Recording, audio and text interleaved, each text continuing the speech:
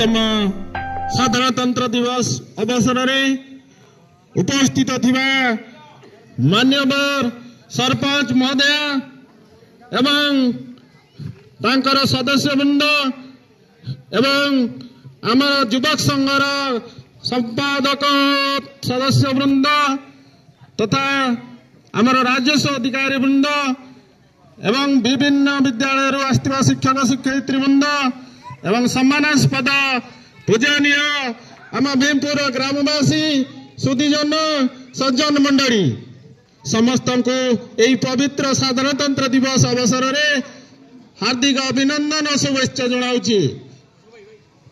तेरे सर्वप्रथमे आमे हम भारत मातार पाद पद्म आमे प्रणिपात करिवा एवं आमर तिरंगा पताका को आम सम्मान जणाइबार आज समय आसीची।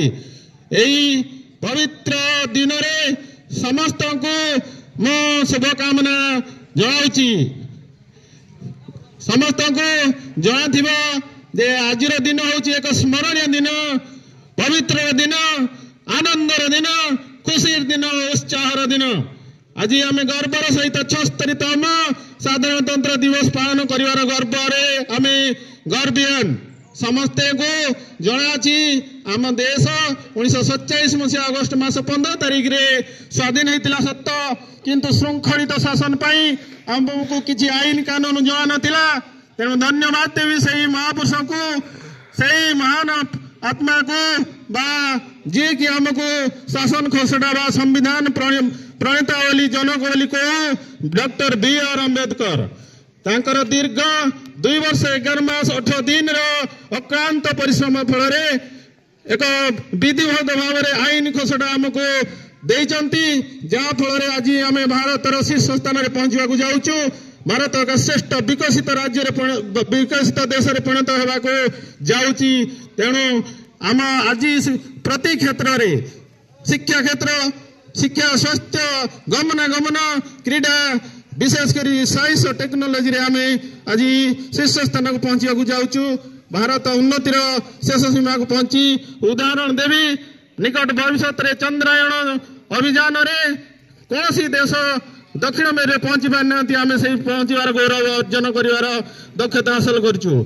तेरे समीक्षार आज आम पाखे केतेक समस्या रही आसी, यथा दुर्नीति समस्या एवं निरक्षरता समस्या एवं आमठी दारिद्र्य समस्या आम भारत को कबलित कर रखी। यह कौन पराधीनता नुहे?